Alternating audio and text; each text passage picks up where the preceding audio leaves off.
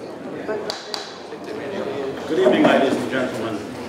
I'd like to welcome you all here and welcome all of the candidates for the senatorial election.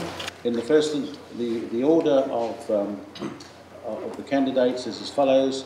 The first speaker will be Faye, second Sean Power, third Paul Routier, fourth Zoe Cameron, fifth Konrad Kruszynski, I think it is. Sixth is Philip Ozouf, seventh Ian Gorst, eighth Alan Maclean, 9 John Young, 10 Anne Southern, 11 Geoff Habin, 12 Malcolm Ferey, 13 Chris Magee, 14 Lyndon Farnham, 15 Sarah Ferguson, 16 Philip Bailhache, 17 Andrew Green, and 18th David Richardson. And I will now give the floor to Faye.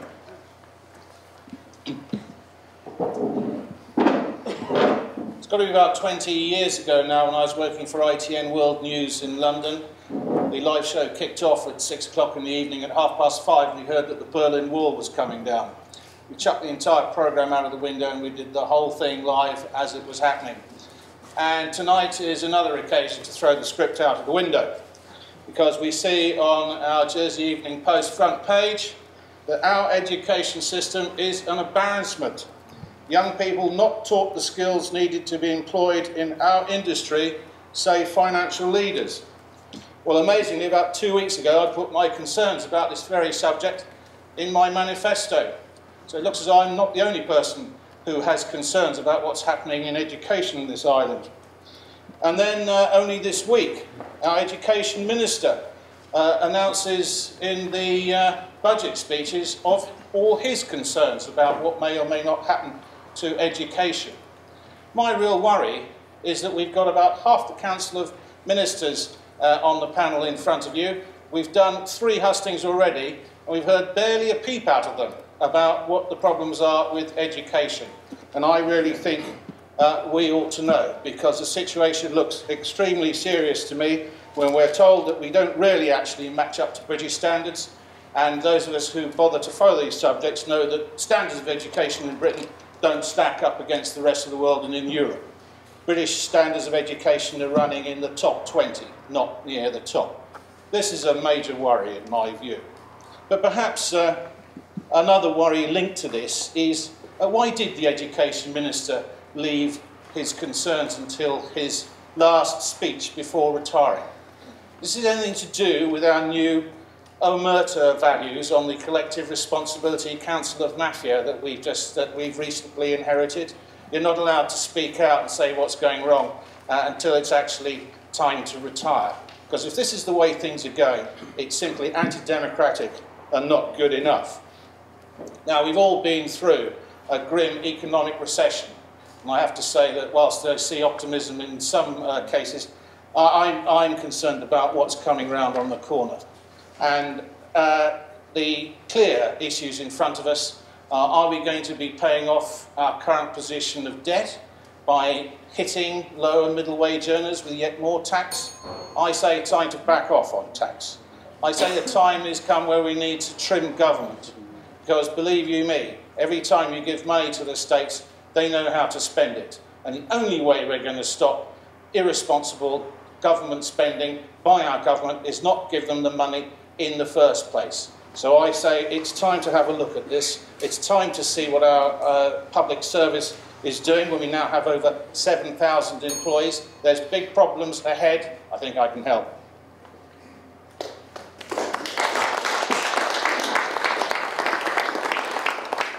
Our next candidate is Sean Power. Good evening, St. John. It's a privilege to be here.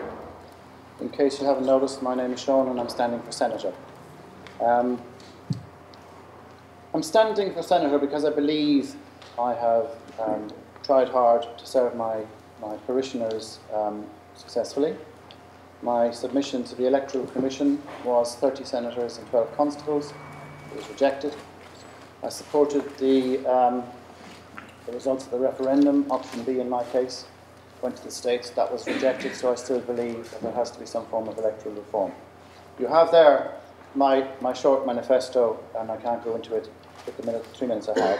So I care about the island, and I care about the parishes. I care as an islander.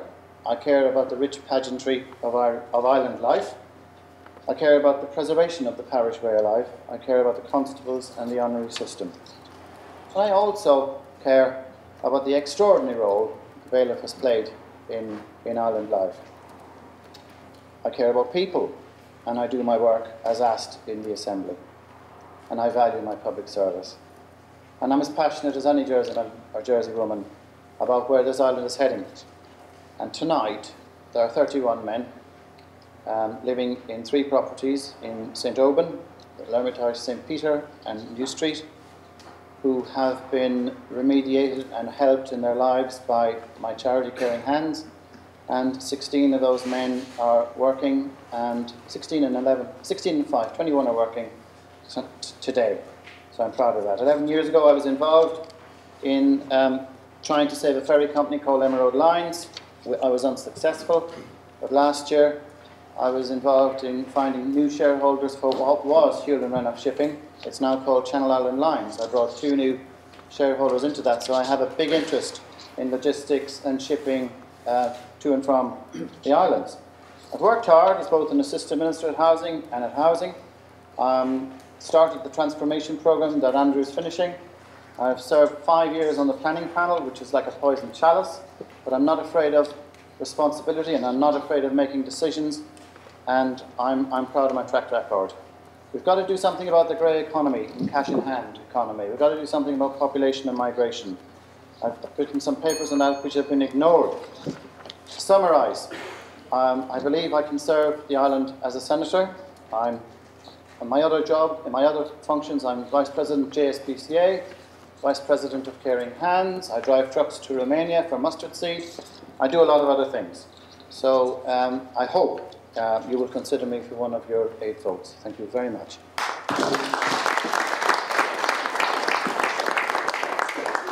Our next candidate is Paul Routier. Good evening, everyone. Reading the Jersey Annual Social Survey is it's a really good read, I have to say. But in that, it identifies that 77% of the islanders consider that population is a priority. However, views across our community vary widely, from having a closed door to the other extreme of having unlimited business licences. The interim population policy approved by the states seeks to balance the demands of the island. The new states will need to incorporate the views of all islanders when finalising the new framework, which includes all aspects of island life. That includes the environment, the economy and the community. When all views have been collated, we will be in a better place to know what skills and size of population is needed. As Mr.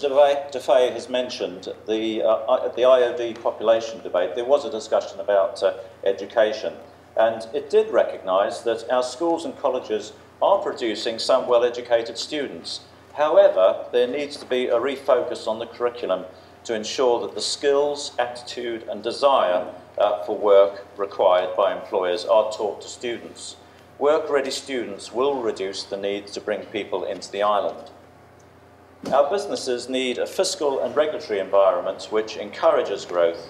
It must not be forgotten that the wealth generators pay taxes to fund the services our community require. However, controlling the level of taxes must be a priority for a stable and prosperous economy. As Assistant Chief Minister, I have undertaken and completed several significant complex projects. This year I led the debate of the Charities Law, which was enthusiastically welcomed by the voluntary and community sector, and I hope, if re-elected, to progress that to the next phase of the law. I also want to ensure that an inclusive equality strategy for people with disabilities is finalised, to progress the new mental health capacity law, and to conclude the complex access to justice review. All these pieces of work require careful and thorough reviews of policies and law drafting, and then importantly implementing those recommendations. Whilst there is a great deal has been achieved, there is still much to do. We are considering the options for a new hospital. I will be putting pressure on the new health minister to focus a real energy on social services for people with mental health issues and for children and adults with learning disabilities. These are challenging times, and we require clear thinking politicians, and I do hope that I have shown that I have the skills, compassion and sense of good decision making that will help you have confidence in me that you'll consider me for one of your votes.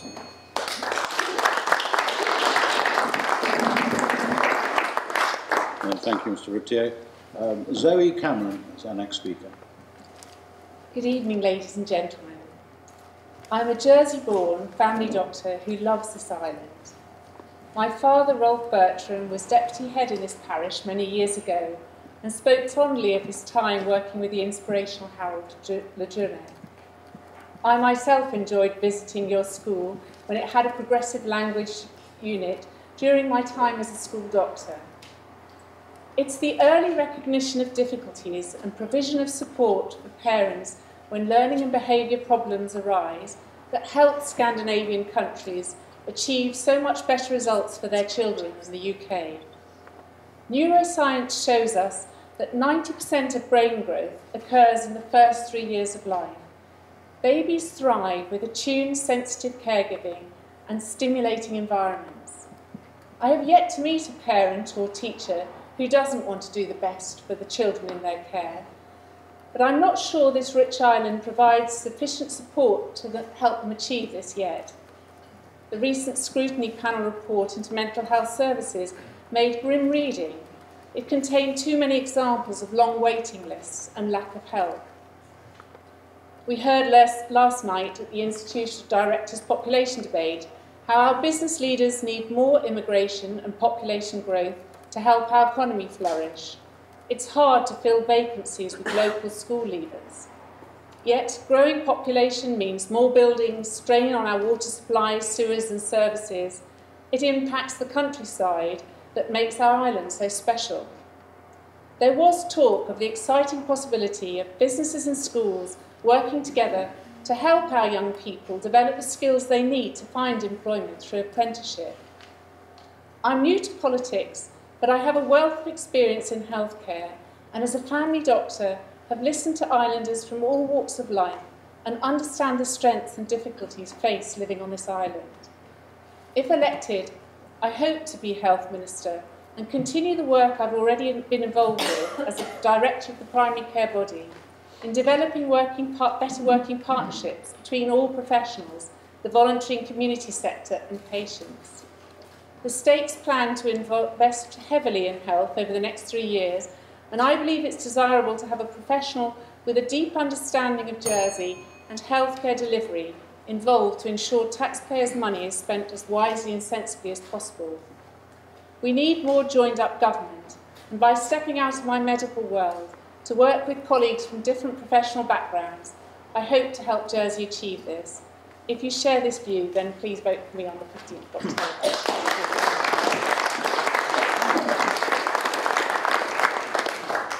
Thank you. Could I have Konrad Kruszynski, please? Kruszynski. Good evening, ladies and gentlemen. Thank you for having me tonight. My name is Konrad Kruszynski, as you already know, and I'm standing here tonight heading for the office of Senator.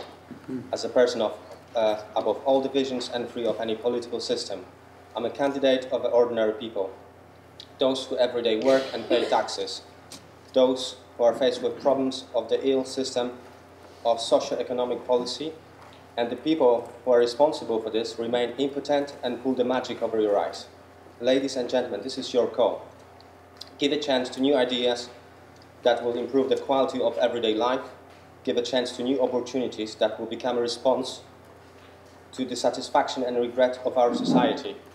I would like you to be aware that my candidacy of the office for Senator is dictated by desire to be close to public affairs, the desire to be spokesperson for people's needs.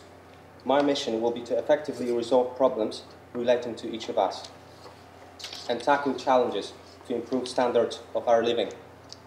I believe that new people with fresh ideas will be able to understand and tackle the current issues we are facing through an active engagement with ordinary people, not just before the election, as it usually happens, but during the whole term. And I assure you, ladies and gentlemen, that I will meet with you to listen to your concerns on a regular basis, if chosen. If given opportunity, I will insist on improving population control through reintroduction of work permits. Everyone should be given an equal opportunity to become a sustainable link in our economy.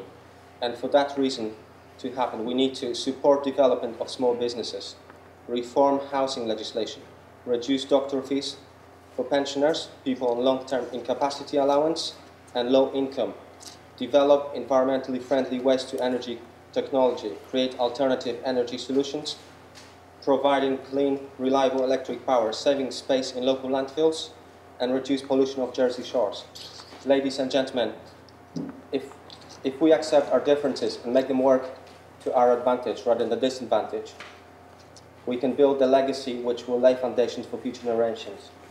Once again, thank you very much for having me tonight. Thank you.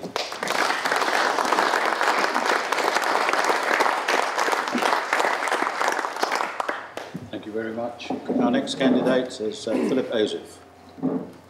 Mr Constable, ladies and gentlemen, it's somewhat of a tradition in parochial hustings for candidates to demonstrate their commitment to each of the parishes and to present your credentials of why they're particularly special to a certain parish. Well, I have three things, if I may, to say. Last night has been already referred to. There was a debate at the ID about immigration. And yes, Guy, education is the big issue. And population is at the heart of that linked issue with education. This is a difficult issue. Population control has always been a difficult issue. It is the big issue that has dominated politics for decades. But over the centuries, migrants have brought their industry, capital, ideas and entrepreneurship to Jersey. The fusing of local talent with imported people makes the island what it is today. And it was in the middle of the 19th century that my great-great-grandfather was born in the manor farm just probably about half a mile away. Born as a son of a potato picker, he became a tenant farmer, his father became a tenant farmer, and then he went on to become a farmer in his own right, I'm afraid, in St Saviour. So I am, Mr Constable, the great-great son of a Saint-Jeanais. Secondly, there is a debate about why parishes matter. Well, I've just been with my Assistant Minister and your Procurer to the St John's Recreation Ground. If I may say to the parishioners of St John, a wonderful facility, not only for the parish but for the whole island. Your parish has been, I think, badly served by the fact that the state has not dealt with the issue of St John's Recreation Ground, and it is your new deputy who I commend to bringing the attention to the Treasury and education of the importance of St John's Rec. And I hope in the next few days that Treasury and education will solve the funding issue, thanks to future Deputy Valois for this important issue. Well done. I'm running out of time, and I also commend the parish for having a plan. Mr Constable, you are leaving us, and you have been a dogged, persistent questioner of infrastructure. And all I would like to say is that I hope that you leave the States with a degree of pride of your persistent questioning and the fact that infrastructure has been invested as nothing more like in the last few years. We have got the liquid waste strategy approved by the States this week, and I hope that you are proud. You will be missed. For my part, I hope that my track record of ability and delivery is earning of one of your votes. Thank you very much for listening. I'd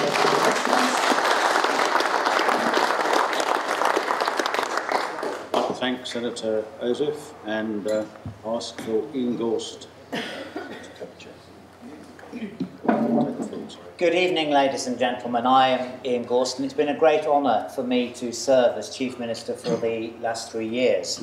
And there's no question that over those 3 years, the island has faced many challenges, and we've not escaped from the effect of the economic downturn. And as head of government, I have sought to build consensus and deliver for islanders, facing up to difficult problems and making decisions. Of course, we all know that challenges remain, but I believe that by uniting as one community, we can have a strong future. Because I want my young daughters to grow up in a society which is inclusive, where there is support for those who are less well off, for the old, for the vulnerable, but also, importantly, support for those who have initiative and want to better themselves. A Jersey where we embrace diversity, where we all feel that we have a future. More than ever, over the next 3 years, we're going to need to foster an environment that encourages economic growth and diversification. And tonight, I want to talk briefly about Digital Jersey. They have been created to promote the digital sector. This year alone, they have supported the creation of 54 additional positions, with another 44 projected by the end of the year in the digital sector. They have commenced a coding programme for 14 islanders, 3 of which are already into work. They've created a digital hub that is being used by over 80 businesses and individuals. And if you've not visited, can I suggest that you go along and experience the buzz? They are focusing on fintech. They supported the first ever Bitcoin investment fund in Jersey. They are working with the government and industry on the e-government project. They work with education on its new digital strategy, Thinking Differently. They have made much progress in developing this new pillar of our economy, but much more needs to be done. I wholeheartedly endorse, of course, the efforts of all those involved in helping 4,500 islanders into paid work, both government and employers working together. We've created Visit Jersey, which we hope will enable the island to fall in love again with tourism. We've supported agriculture, and at the same time we've introduced long outstanding social legislation. We've invested in our infrastructure, the new liquid waste system. We've started the process of delivering a new hospital. We've put increased emphasis on long-term planning. Much has been achieved over these 3 years, but tasks remain, and it would be an honour for me to be given the opportunity to utilise my experience, my motivation and my energy to continue to serve you to build a healthy and secure future for us all. Thank you.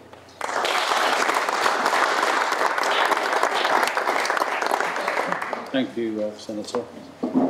Alan Maclean. Thank you, Monsieur Le Conotard.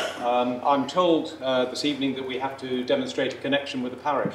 I'm afraid I have little to offer other than that I am a neighbour of the Conotard, although I have to say, ladies and gentlemen, over the parish boundary in St Lawrence, so I'd probably lose a lot of points for that, so I apologise. I am, however, extremely proud to have had the opportunity to serve my island and our community on important local issues as well as on the international stage. I've worked hard, together with colleagues, on my right here in particular, to build Jersey's reputation abroad, developing trade links and securing inward investment to support the economy and jobs. I was first elected in 2005 as a deputy. I was then re-elected in 2008 as a senator and elected Minister for Economic Development during the period covering the most severe global financial crisis imaginable. To meet the challenges of the last few years, I've overseen the transformation of the Economic Development Department, reducing headcount, delivering efficiencies and new ways of supporting the economy more effectively and at a lower cost. We've achieved a lot. As an example, we've integrated the harbour and airport management teams, removing duplication and stripping out more than £1 million worth of costs. We completely redesigned the Ailing lottery system so that last year the largest sum ever was raised for local charities, £680,000, £250,000 more than ever before. I introduced the Foundations Law to boost financial services, modernised the crucial intellectual property laws, and also introduced a Financial Services Ombudsman for better protection of consumers. We set up Digital Jersey. There is much more to do. We need to invest more to boost the economy, drive diversification, and create more job opportunities. Some priorities that I have would be to remove and review the red tape, regulation and legislation. Unnecessary, some of it is. Invest more in the development of the digital sector that we've heard about, fintech and cryptocurrency in particular. Develop a creative industry strategy. Develop skills and training programs aligned to industry needs to make sure that more local people can secure jobs rather than importing people into the island at the same level. Review options for business incentives and tax breaks to stimulate investment and growth. Help reduce the cost of living by strengthening the competition law. Review the income support system to ensure fairness. Review and reform the education system, appointing external inspectors benchmarking against world standards, not just UK. Develop a disability strategy. Ensure that the public sector is properly modernised. Ladies and gentlemen, there is much to do. Following the appalling state's decision to ignore the referendum result, I'd appoint external commissioners to drive electoral reform. I hope you will consider me for one of your votes on October the 15th. I believe I have the qualities and track record to represent you in the next 3 years. Thank you.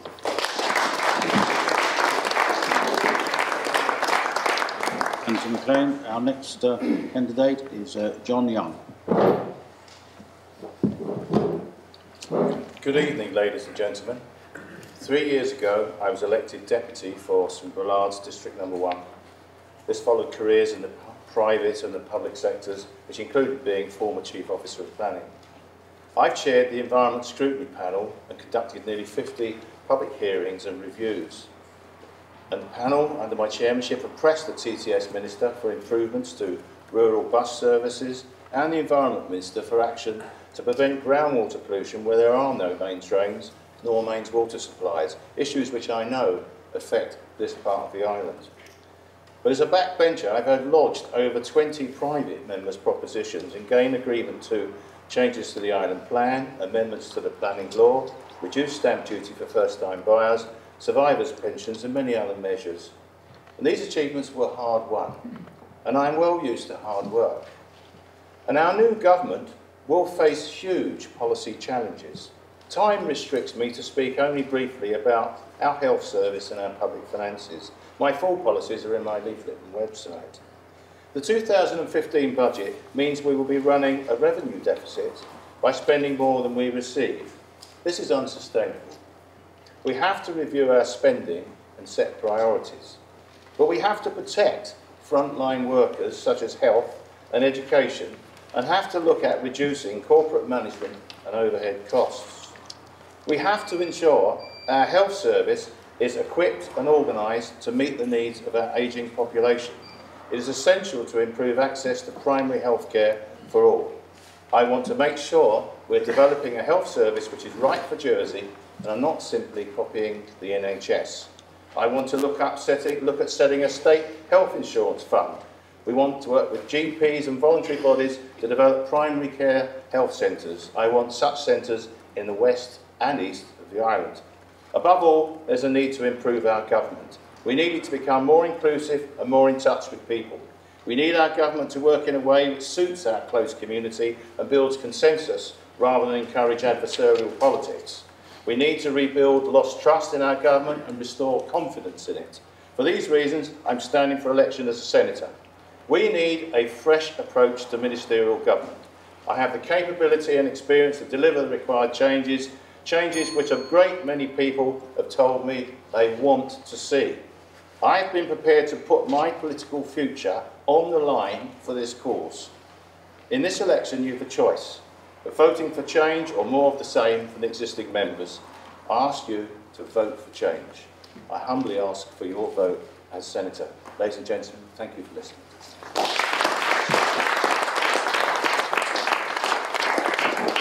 Thank you, Deputy Young. Before I go to the next candidate, there are a number of empty chairs in the front here for those people standing at the back if you'd like to take a seat. If not, we will continue. Okay. Our next candidate is Mrs. Anne Southern. Good evening. I seem to have preempted the key issues. I talked about population on Monday and education on Tuesday. If you want to see what I said, you can find it on the Reform Jersey website. The Education Minister said we have a divisive education system, which is fortuitous because tonight I'd like to talk about our divided society. I've been enjoying my retirement. I have an adequate pension, the security of owning my own house, and enough savings to cover emergencies, like the 2,000 bill I recently faced when I lost 2 teeth. So why am I seeking to enter politics and give up my life of leisure? It's because I look around me and see a divided and unequal society. I know of people in need of dental treatment who've had to go cap in hand to Social Security to ask for help. They will pay half the bill and claw the rest back by deducting £21 a week from their income, which was already barely enough to survive on. I know of people who can't afford to see their GPs until their condition is really bad, which costs more in the long run.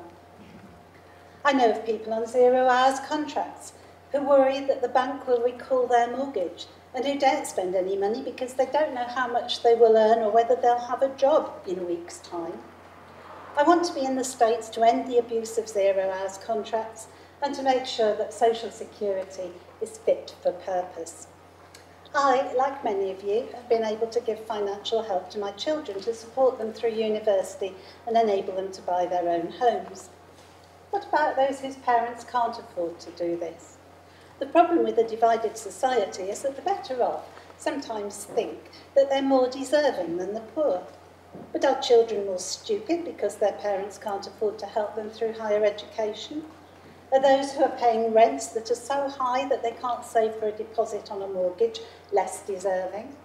Is there something wrong with the education of school leavers who can't get a training post, not because they're poorly qualified, but because a company has abused the licensing system and given it to someone straight off the boat because they can pay them less? What about the women who would like to return to work but can't afford the childcare and have no family in Jersey to help out? Are they lazy? I'm standing for the States because I don't want a society that thinks the less well-off and the children of the less well-off are less deserving. If you could design a society not knowing what your place in it would you design this one? I and my Reform Jersey colleagues want to ensure that taxes fall on those most able to pay. We want to ensure that everyone has equal opportunities in education, that their health doesn't depend on their ability to pay. We want companies to offer training opportunities to locals, and we want means-tested childcare. If you want a fairer society, please give me one of your votes.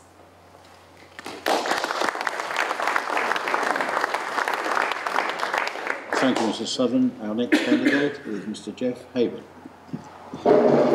Constable, ladies and gentlemen, St John's. I'm a businessman. I have a proven track record, both here and elsewhere. I'm the type of person that gets things done. I am a firm believer that anybody in the State Assembly should be able to put Jersey first and work together to that end. Not for just a small bit of the community, but all of it. The referendum, truthfully, was nothing but a slap in the face to the public. It is going to take years to rebuild trust, and probably, because of this, we have empty seats here tonight. The island is supporting the finance industry, digital initiatives, and the spotlight is firmly on tourism. Absolutely agree with this, essential to us. But there is one section of the community we are not looking after, and that is the small business. They are struggling. We need to give them a much lighter hand, let them develop, let them get on, and they will make a very great difference to our unemployment and the social cost we are bearing currently. If you run a business, you have to react and adapt quickly. The environment changes, customers' needs change. You have to be there, you have to monitor it, you have to adapt. Within a civic forum, that is called reform.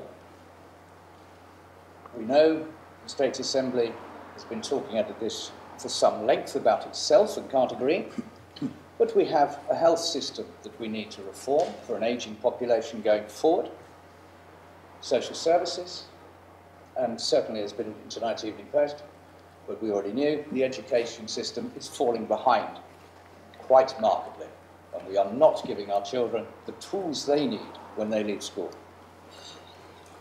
We need to look around the world, find the model for whichever section we're looking at that may suit us, adapt it to Jersey, make it ours, improve it if we can, and adopt it. If we can build in some reaction to it so that we may in 5 years tweak it, because I promise you in this day and age what you start with day one isn't always what you want on year 5. Things change rapidly.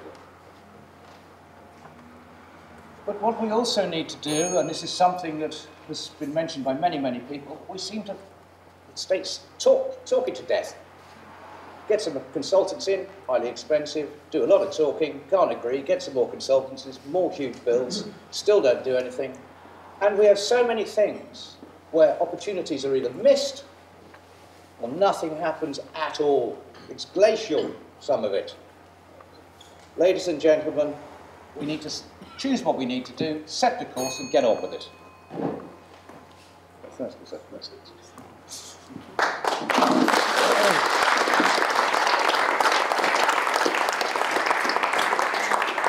Thank you, Mr. Habin. I'll now call on Malcolm Ferey.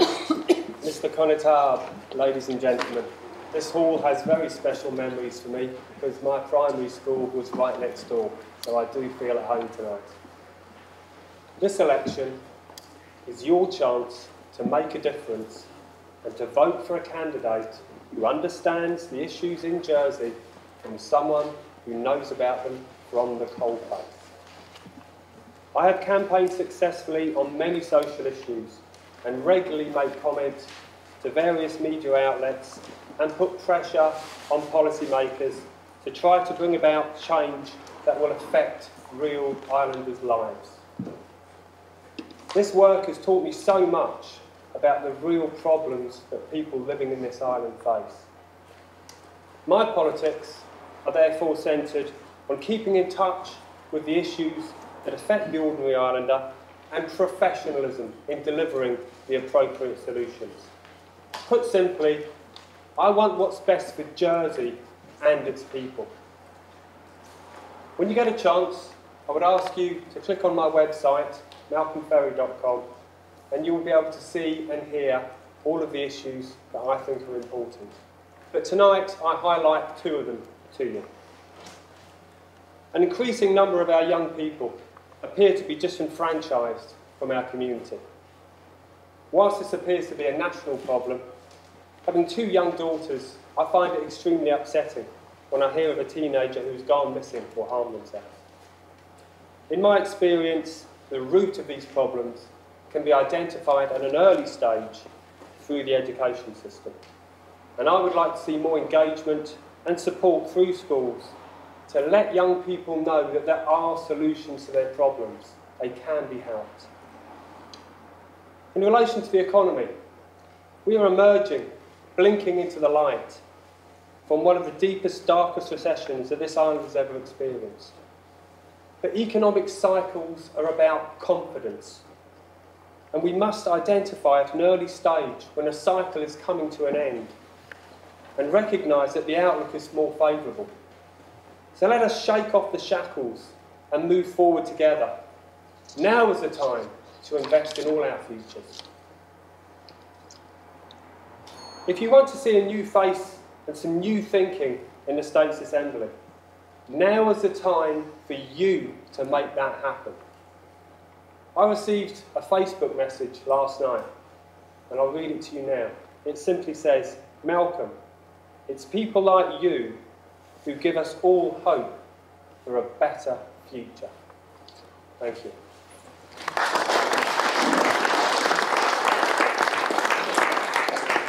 Thank you, Mr. Ferey. I now call upon Chris Magee.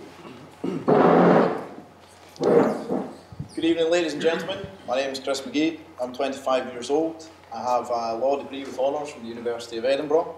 I'm by far the youngest candidate. It's true, I have no experience in politics, but the last election I ran in saw me become the Vice President of the International Student Union while studying abroad at the University of Oslo. Some of the other candidates have been supposedly serving your interests for up to 3 decades now. Isn't that time enough? Some of the other candidates want to get rid of the office of Senator, yet here they are, more than happy to run for the office they firmly believe shouldn't even exist and pick up a cheque for 50 grand of your money for the privilege. For me, it's not about the money. In fact, as you might have seen on some of my campaign posters, I've pledged 10% of my salary, if elected, to local charitable causes, which won't be chosen by me, but by you, the public, on facebook.com/Chris Magee for Senator. It's your money after all. The least I can do is give some of it back to those who need it. On the topic of campaign posters, I received an email today about my own. A woman called them disgraceful and said that they gave out mixed messages. My message is as clear as it's ever been. There are people suffering in Jersey right here, right now, because cannabis, a plant which has been scientifically proven to help or even cure their various medical conditions, is being denied to them by the Health Minister. Cannabis is legal in Jersey if supplied under licence. To date, 0 licences have been issued in Jersey, as she flatly refuses to do so. Those in need are being denied medicine. I think that's disgraceful. If you want this practice to continue, don't vote for me. If you want dogma to overrule compassion, don't vote for me. If you want an ever-expanding, ever-intruding government, don't vote for me. If you want to see increased GST and more stealth taxes, don't vote for me. If you want to keep catering to outside agencies instead of you, the people of Jersey, don't vote for me. If you want to keep throwing millions down the drain in this resounding failure of a policy, amongst others, don't vote for me. If you want certain states members to avoid having egg in their faces by admitting that they have deceived you, the people of Jersey, at times for decades, don't vote for me. If what you want is exactly what you've been getting, don't vote for me. If you want the new boss same as the old boss, don't vote for me. If, however, you believe, like me, that whatever government comes out the other end of this election, whatever form it takes, and whoever is involved, it should care for those in need, reduce unemployment, do what it can to increase tourism, boost agriculture, all whilst breathing like new life into an ailing economy in a time of great uncertainty on a global scale, then perhaps it's worth putting a proven failure of a policy to bed. Perhaps you can't always judge a book by its cover. Perhaps I am worth one of your 8 votes. If you agree, vote Chris Magee. Thank you for being here.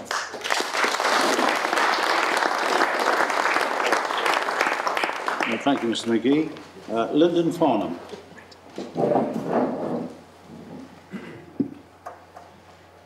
Good evening, ladies and gentlemen. I can't claim to be the great grandson of St John farmer, nor did I go to the school, but I did actually live in St John for a couple of years and very much enjoyed it, although I have to confess I played for St Martin's football team at the time. I don't think I was good enough to be picked here, but we'll leave it at that, but I hope I have better luck this time round. I am the serving Assistant Minister at Home Affairs, where I hold special responsibility for the Jersey Fire and Rescue Service and the prison service. And I know we're all extremely proud of our emergency service, and I am especially proud to have served during a time where we have seen many improvements. And if I can refer to the police force, I think a change in leadership there has led to greater public confidence, and I'm pleased to report that the crime levels in Jersey continue to fall.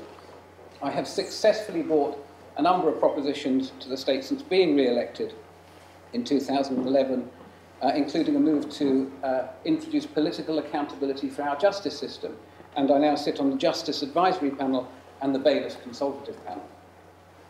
I am the immediate past president of the Jersey Hospitality Association and continue to champion tourism as an important pillar of our economy.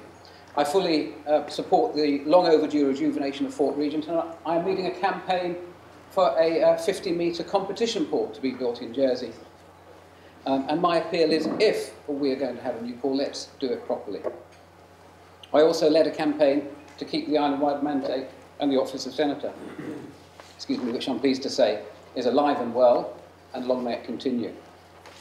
If you elect me, ladies and gentlemen, I will be seeking the position of Economic Development Minister, not least because I believe that the economy should be put firmly back at the top of the agenda, because in real terms in 2013, our economy is at its lowest level since 1998.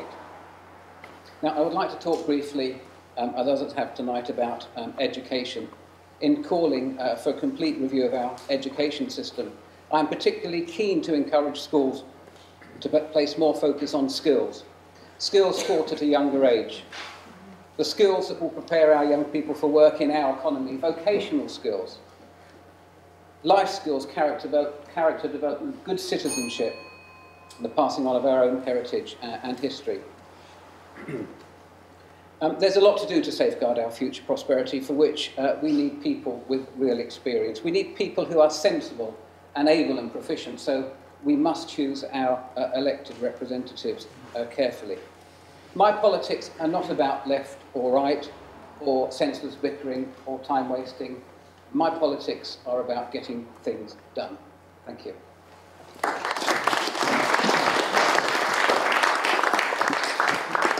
Thank you, Senator Farnham. I now call upon Sarah Ferguson. Thank you, Mr. Le Connétable. This is an extremely important election. State spending keeps rising and our income is falling. And furthermore, the Fiscal Policy Panel tell us that the deficits of 2014 and 15 are at the top end of what is appropriate. And the problem with deficit financing is that it can grow to become a habit. Ask anyone trying to pay off an overdraft or a payday loan. All is not lost, as we at the moment have assets to cover this, but we've got fewer people paying tax and no new source of income for the states to balance this. Last year, we reduced the marginal rate by 1%, which reduced states' income by £8 million. Removal of deemed distribution has lost us another £6 million. Not a lot in the scheme of things, but 8 million here and 6 million there soon adds up to become a problem. We've been under pressure from outside agencies regarding our internal tax systems, and we have been forced to change systems because of these pressures. We need to re-examine our tax system to put the island back on the principal path charted by Cyril Lamarcon back in the 60s. These aren't just my thoughts, they've arisen from the work we have done by the Corporate Services Scrutiny Panel, of which I'm the chairman, and are in our latest report on the draft budget 2015. One conclusion on the budget, supported by the FDP, is that we have a deficit, in total over £100 million, and probably about 50 million of that is on current account. Some of this is structural, and the only way to deal with a structural deficit is to increase income, which usually means taxes, and reduce spending, which could mean services, but in my experience, efficiencies can cut costs, not services. But all that has been left until after the election. We've lost the link between income and expenditure. We're struggling with balancing our budgets, but at least we know what our budgets are. Budgeting is a game to the states, and if it was not so, why are there large underspends at the end of each year? You will hear many promises during these elections. I merely ask you to ask, how much will it cost, and where will that money come from? This is a very important election. Your vote is your voice. It matters. Please use it.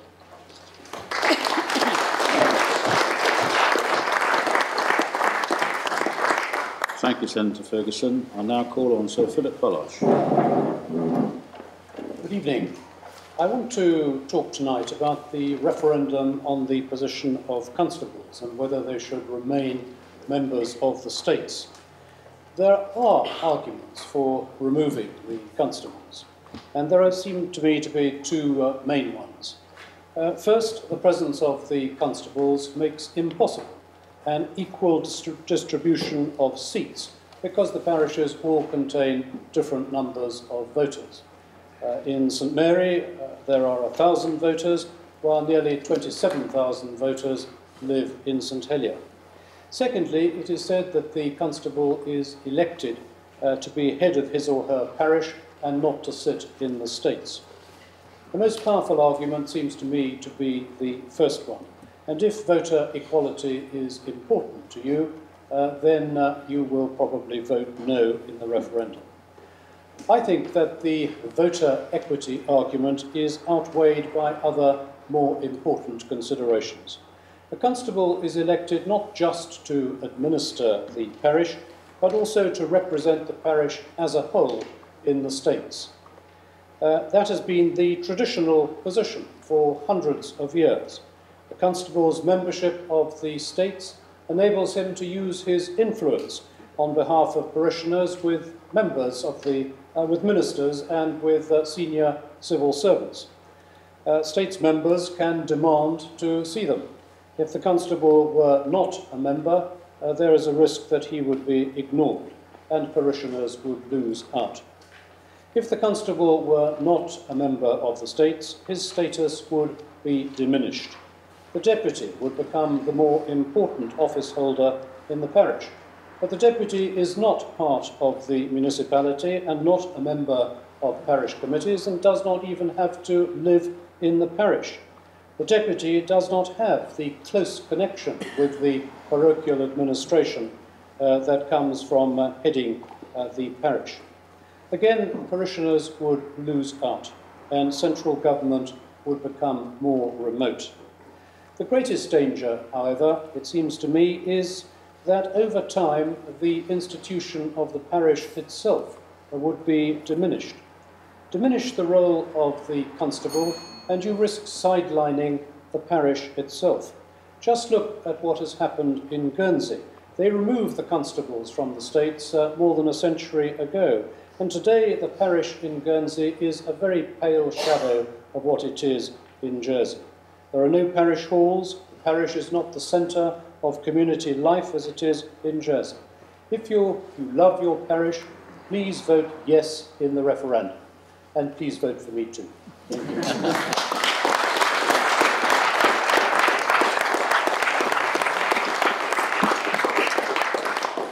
Thank you, Senator Bailhache. I now call on Andrew Green.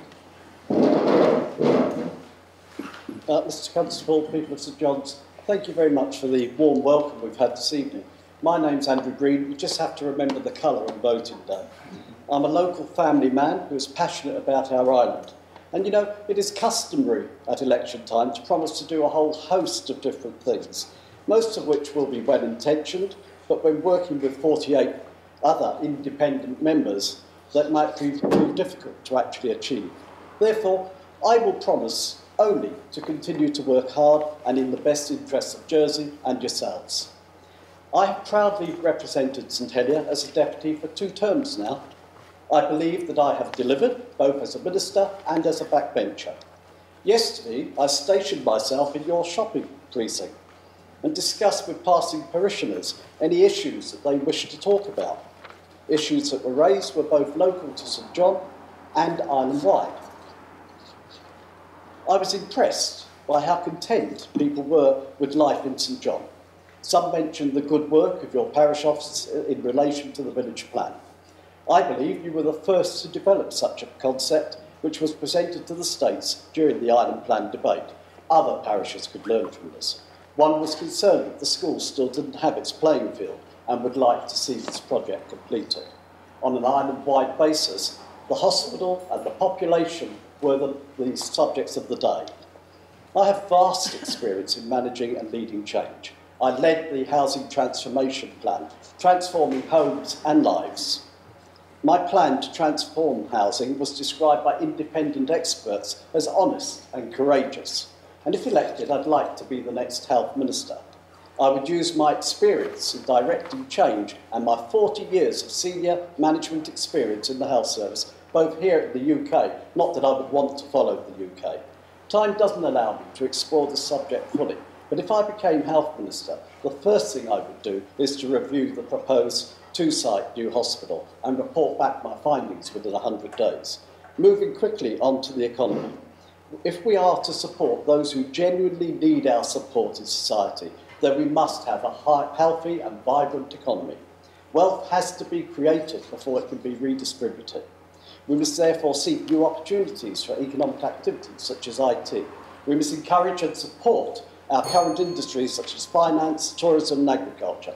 Stable government is an essential part to this, and that's one of the reasons I'm seeking an island mandate. Another essential ingredient is to controlling population is skills. We have a skills shortage. We're failing to produce the youngsters with the skills and trades such as plumbers.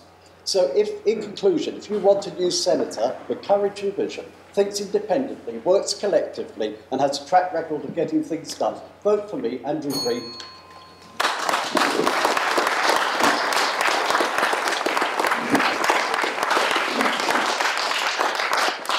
Thank you, Deputy Green. I now call upon Mr. David Richardson. God, I hope you're still awake after 18 of us, anyway. The message that came across last night, after last night's IOD debate in Trinity and the Hustings, is that we need to promote Jersey as a vibrant, robust and forward-thinking centre, finance centre. I believe that in order to do this effectively, we need to promote not just Jersey, but the Channel Islands as a whole, as centres of excellence. Furthermore, with our looming budget deficits, we need to work with Guernsey to find public sector savings, such as like tertiary education, law drafting, major capital projects. As an accountant, I'm aware that our priorities must be to balance our books. After all, the sum of two is greater than the two islands working separately on the same agenda. I am also standing for the conservation of our local heritage. Over the last few years, the fall in visitors' numbers to the islands have become apparent. In order to halt this decline, we need to protect our countryside through the prioritisation of town developments over public country. We must split the role of planning and environment into two. That way we can create an effective minister of environment. We could start to produce a more balanced economy. If we had had an effective minister, we would probably see a much more mentally balanced society. That green sludge down to the Sodovans probably would not be there. Those endless debates on Plemmore would not have been there. Ameliorated population problems. Less traffic jams. And some of the worst housing developments we wouldn't see in the countryside. Finally, education, education, education. You saw that paper, that thing in the JEP last night. I volunteer once a week in a local school, only for an hour or two, but I am very aware to support maths and science. I'm very aware of the fact our schools need help. So if any of you have extra time, go and do the same. As you know, the PISA report showed that UK was falling behind, and Jersey probably too. It's about a 10-year programme to bring up Jersey, bring up an educational establishment. So we must review this education problem, and we must invest in it thoroughly. Schools like De La Salle have actually carried out their own, I believe, their own self-assessment. Disruptive students who used to be in Routier and primary in St James's, that should be reinstated, not putting them, I think, back into the school, wholeheartedly back into the system. I found that disruptive students, when I was working, absolutely annihilated any teaching prospects. If we need to employ better and higher teachers, we need to build special accommodation and inducements for them to leave at the end. Is that my time? Anyway, vote for David Richardson, financially balanced, vibrant, educated, and forward-thinking Jersey. Thank you.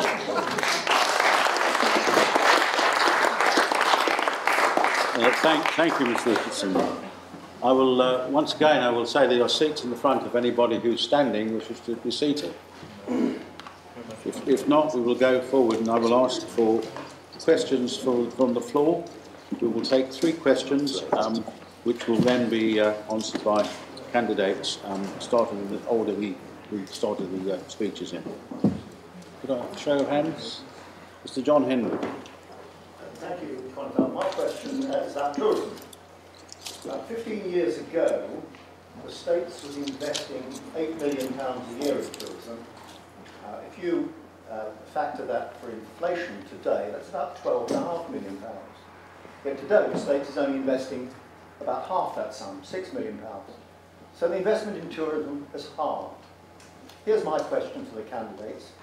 Do they believe that tourism is the principal means of growth and diversity in our economy? And if so, what would they consider to be an appropriate level of investment in the industry?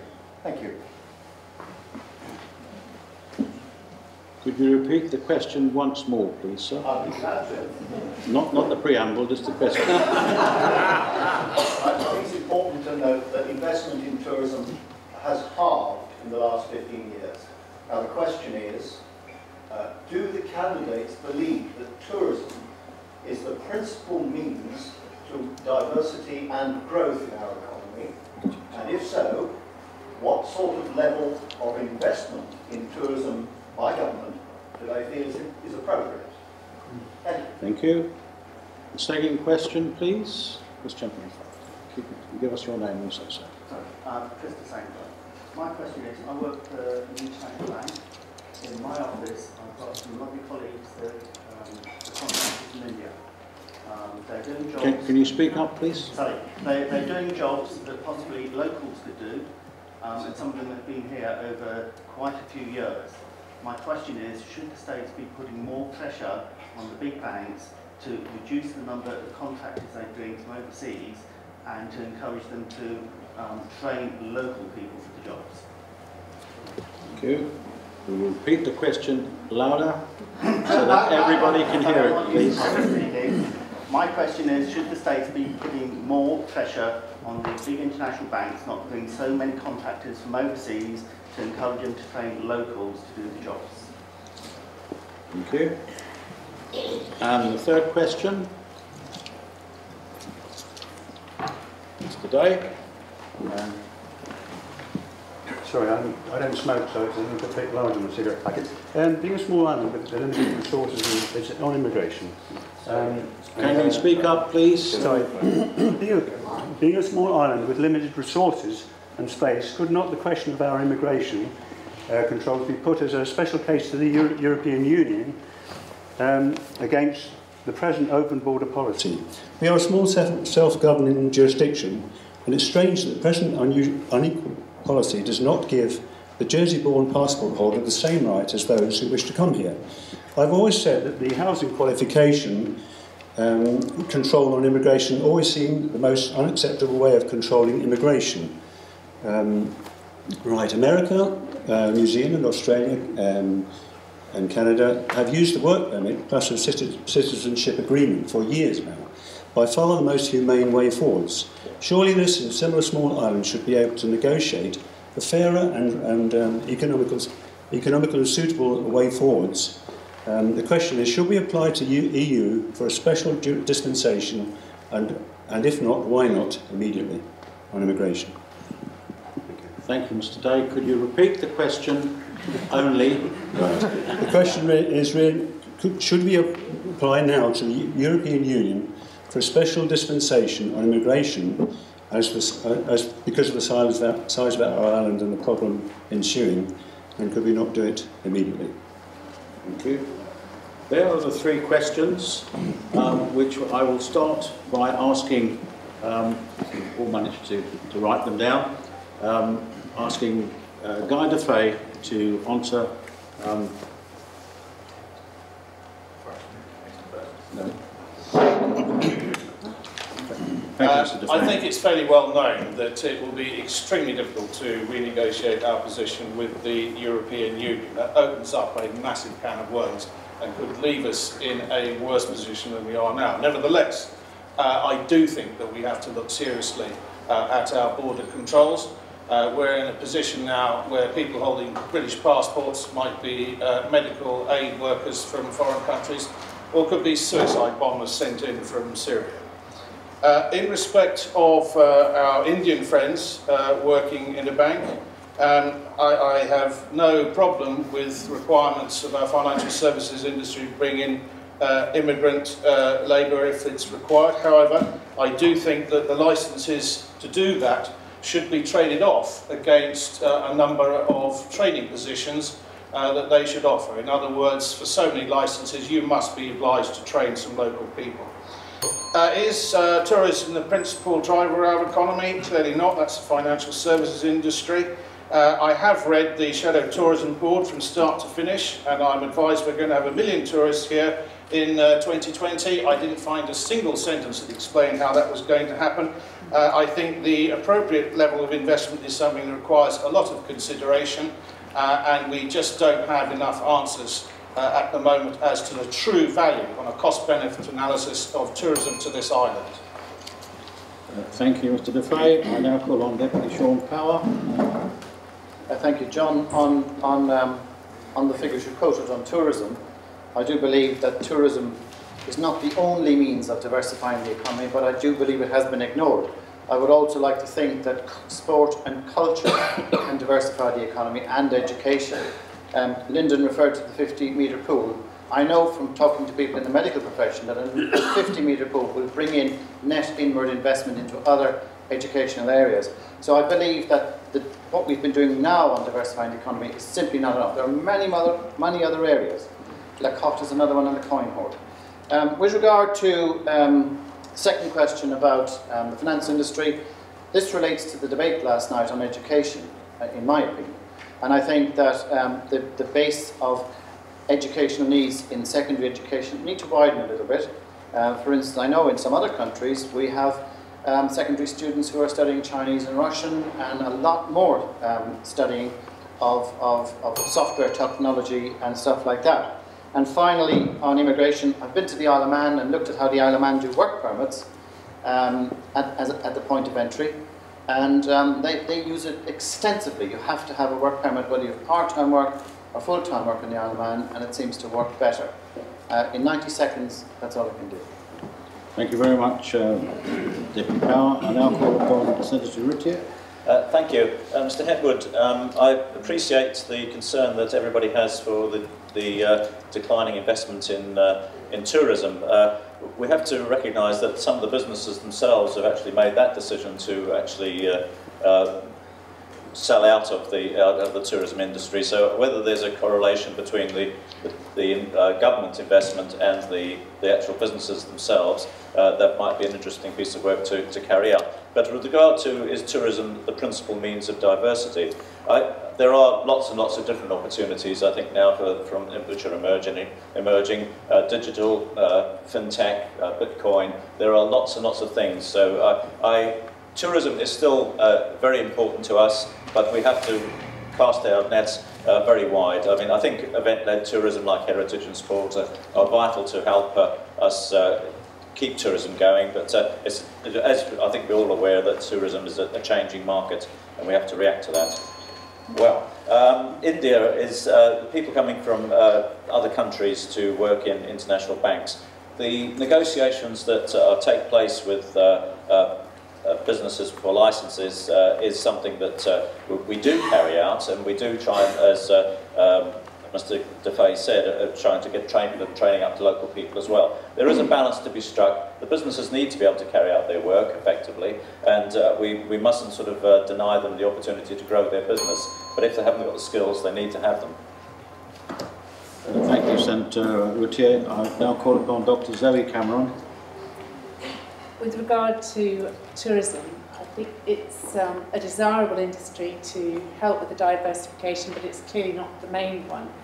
I think government policy could help with looking at sort of planning. We're losing active sites such as Living Legend and some hotels like Bailhache, and you wonder where the 1 million tourists are going to be able to stay in the future. With regard to the swimming pool at the fort, personally I favour a water park, and I think that would be much more user-friendly for more of the island's children as well as tourists. When it comes to the banks and their need for and the request for sort of training purposes, I hope that with better working together with businesses and the school for the future, we'll be able to improve our young people's skills so that their career development helps fit local businesses. Immigration is going to be a growing problem with world population growing, and it's hitting all Western economies. I think the housing controls have worked in the past, but we will need to look at a broad range of options of how we can face this problem in the future. Thanks. Thank you, Doctor. Konrad Kruszynski. Thank you. My apologies. I only had time to answer 2 questions, okay, so I'll start with the answer to question number 2. My answer is yes. If this is the case, the state should reduce the number of contractors and invest in modern courses that will fill the gap and put young people, young ambitious people, local people on the employment ladder. Most importantly, set them on the right path, the path the industry needs. Okay. Answer to question number 3. As I already mentioned in my initial speech, that is the right time, and this is the time to reintroduce or resort to work permits. as a mean to effectively reduce immigration. I do agree with that. At least for a transition period for a few years to help people arriving in Jersey to decide whether they want to stay here, contribute or not. Thank you. Thank you very much. I now call upon Senator Philip Ozouf. Thank you. Mr Henwood, I think that we need to be quite frank about exactly what the funding for tourism is.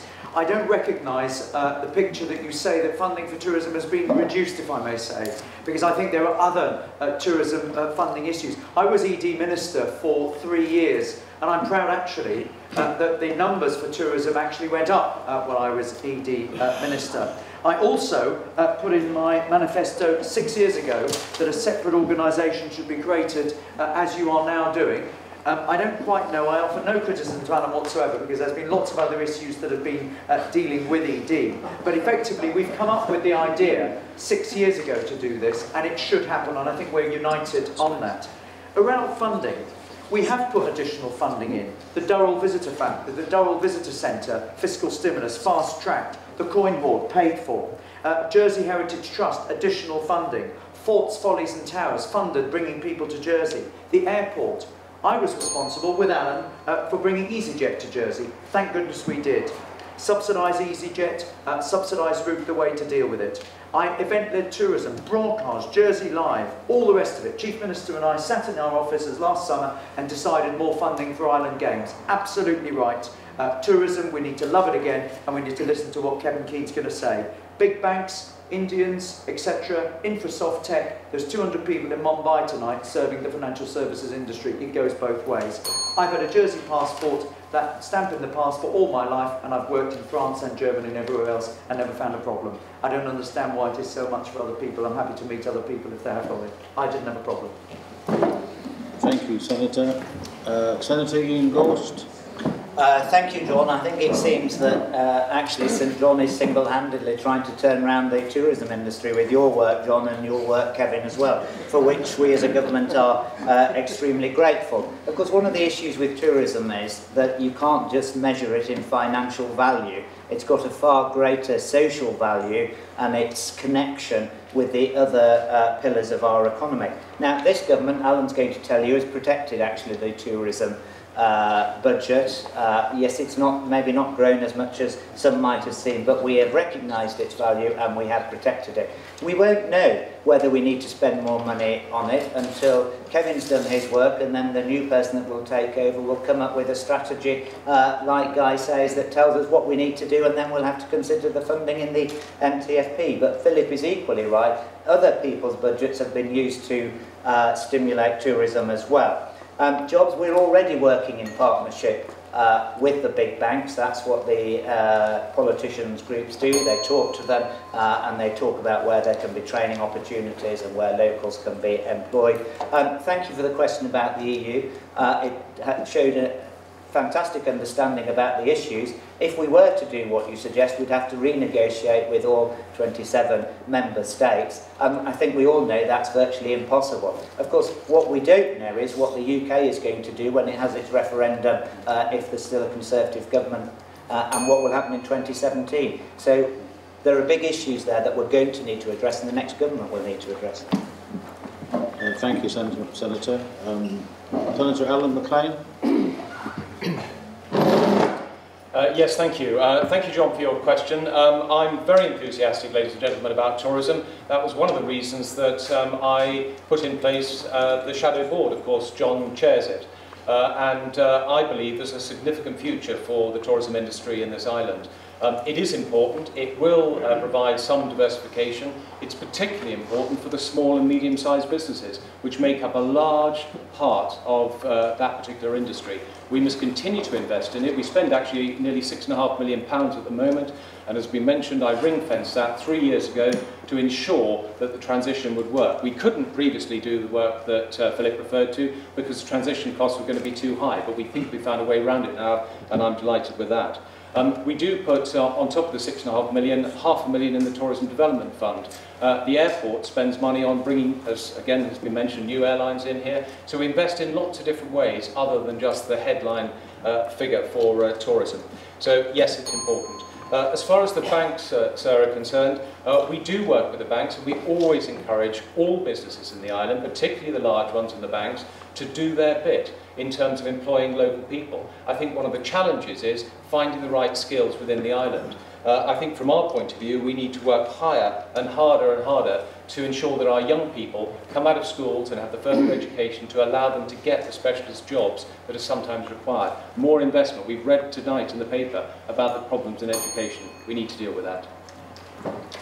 Thank you, Senator Maclean. Deputy John Young. Thank you, Konrad. I'm a huge fan of event-led tourism. Sports, environment, heritage, arts, culture.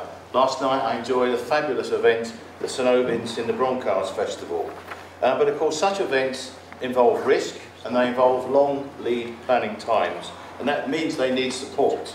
Particularly with the design, with the decline of our attractions, I think it's really important that we invest in that. Is it going to be the #1 diversification? Might be, but I think we've got to consider high-tech design industry, particularly renewable energy. There's no question there's a massive potential for a spin-off of that industry if we get our act together on that.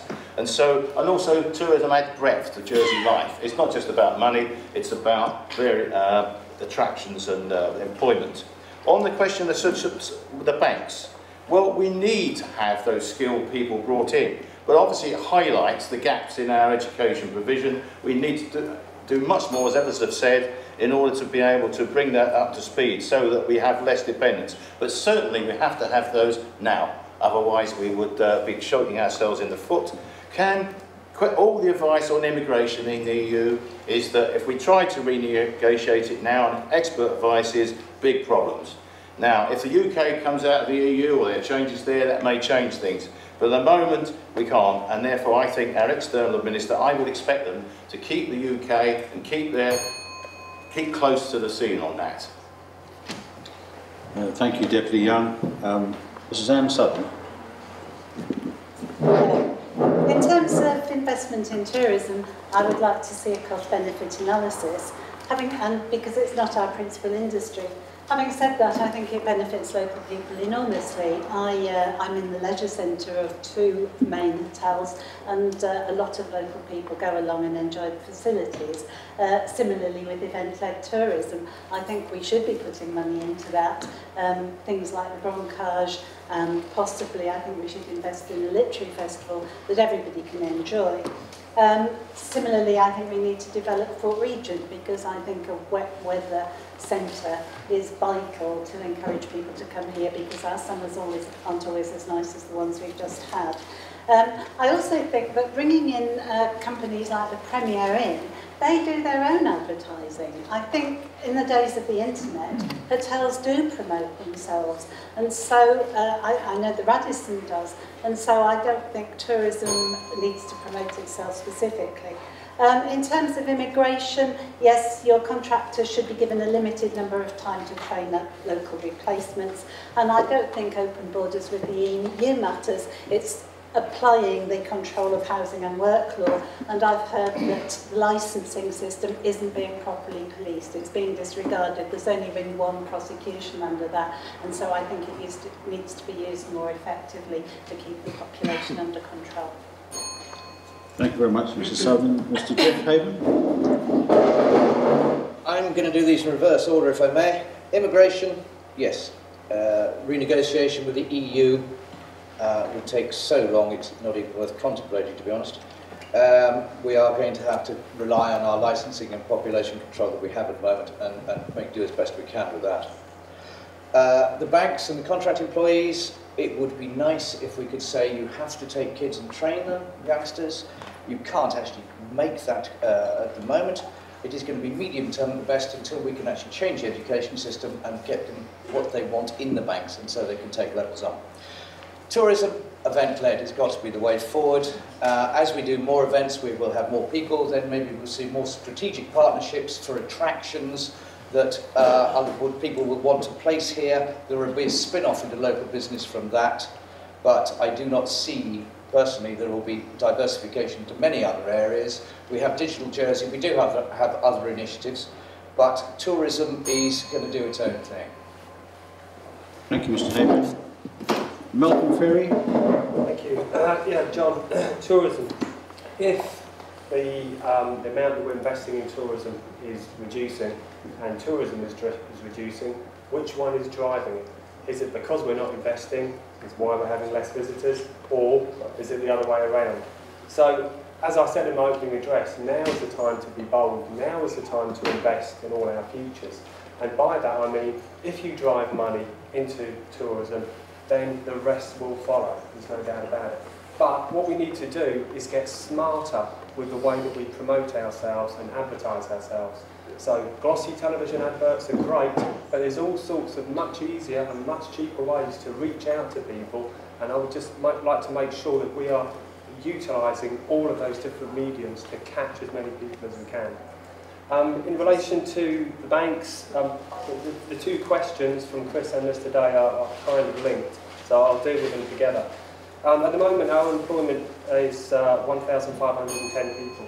That number is reducing, but the way we control our immigration and the balance to be struck is between growth and allowing people to come over here to fulfil their jobs. What we need to do, basically, is one will drive the other. So if people aren't able to find employment, they won't come here. While there's 1,510 people unemployed, we need to upskill those people and get them working. And that's the way we're going to solve the problem. We don't need work permits. Thank you, Mr. Ferey. Chris Magee. Thank you. Is tourism the principal to diversity and stability in the economy? It's a very important pillar, I think, but it's not the be-all and end-all. Watch the finance is not the be-all and end-all. I know that perhaps that's an unpopular statement to make in Jersey, but I don't think that any one section of the economy should have priority as far as legislation is concerned. I'm not going to pull a number out of my hat and say this is how much we should be throwing at it, because it's not really. Cost-benefits analysis are very difficult, and I've not been involved in any of the decisions as regards to who gets what money. I think it is very important that event-led tourism like Jersey Live and the blackout event that we had at Fort Region, which also the adjustment of the licensing laws played a very big part in that. So I think that's something that we also need to do. You've been shown the front page of the JAP that our education system is, quote, an embarrassment.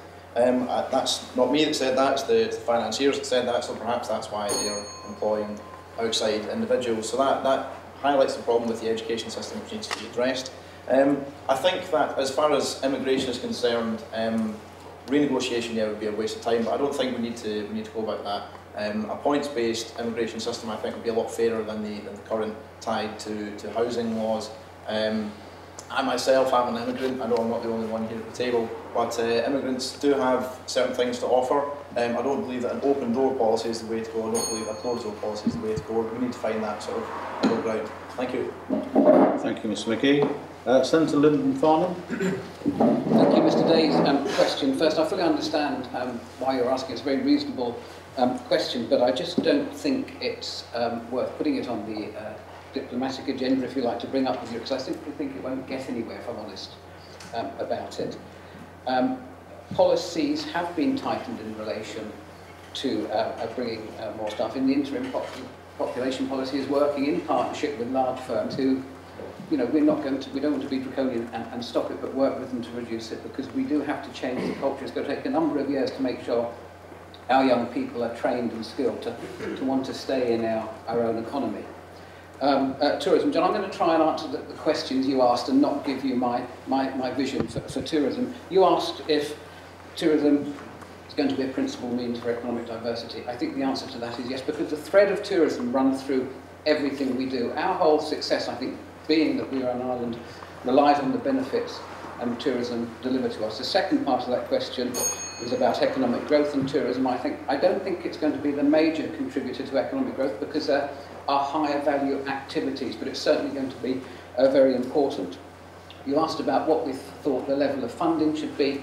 I think to start, we should return it to where we were, okay, and we need to restore, we need to put into the Tourism Development Fund the balance of the 10 million that was promised 10 years ago. Thank you. Thank you, Senator Farnham. Senator Sarah Ferguson. Thank you. Yes, I mean, traditionally, tourism has paid for our services, bus services, things like that. And a vibrant hotel industry also provides services for other industries in the island. I mean, where do bankers stay when they come over? I haven't seen them on the beach yet. But what exactly will government investment buy? Education, seed corn for events, and support of events. But surely, if the industry needs a great deal of government support, I wonder if it's really viable. I'm actually a director of a hotel. We do our own marketing, and frankly, if we waited for tourism, we'd have gone bankrupt long ago. Should the states put pressure on banks? This is the education question again. Have our youth got the skills? But banks are making themselves more efficient, and they're losing a lot of the low-skilled jobs, and we haven't kept up with them. So we perhaps do need to talk to them a bit more. Immigration, yes, I think our licence system is rather heavy-handed at the moment and is holding back small business. And small businesses comprise 75% of the businesses in the island, and they need support. And as far as immigration goes, we're actually in the common travel policy, so that there is free travel between Ireland, Scotland, Wales and the UK, and this is not part of the EU. Thank you, Senator Ferguson. I now call upon Senator Sir Philip Bailhache. I think it's important to say that we could introduce immigration controls if we wanted to, but the problem is that we would have to do it across the board.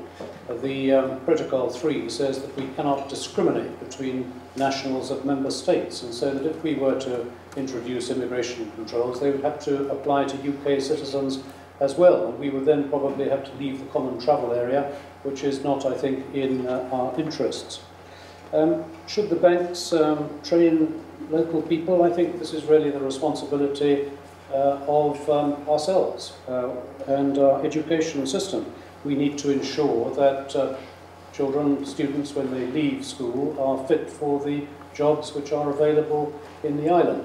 I suspect that the headline in the local paper was not justifiable and that things are not quite as dramatic as that, but there may very well be work to be done in ensuring that the skills that are taught are such that are useful for industry.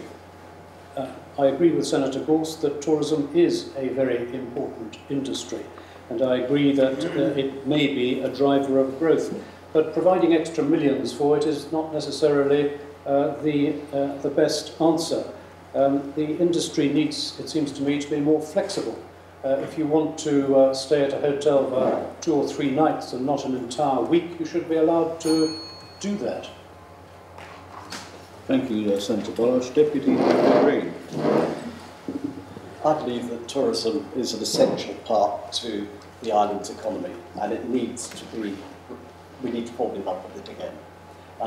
It's not realised that many of the things that we depend on, communication links, flights particularly, which the finance industry enjoy, and we as customers enjoy, is down to the tourism industry. If you lose that, then the flights will become more expensive, we won't be able to afford them, and nor will the finance industry, and we lose more than that. How much should we invest, Mr. Henwood? Well, give me a robust business plan with a cost analysis and we'll look at it. That's what needs to be done. Immigration. Yes, immigration, I agree with all, this is the problem of being number 18. I agree with most of what's been said, that it would be difficult to renegotiate, but I would like to look at the quality of people coming in. There should at least be police checks so that we don't allow certain people to come in here. In terms of jobs for locals, well, I've been on record, not just because of the Evening Post tonight, so we've got it wrong. We will never control our population till we sort out our education. I want to see vocational training starting at 14 so that we get our bricklayers, our plumbers. We're going to build a new hospital. We produce 13 bricklayers every 3 years at Highlands. Is that going to be enough for what we need to do? No, we need a radical overhaul of our system. We've got some really good teachers, we've got some really good facilities, but we need to make them work for us.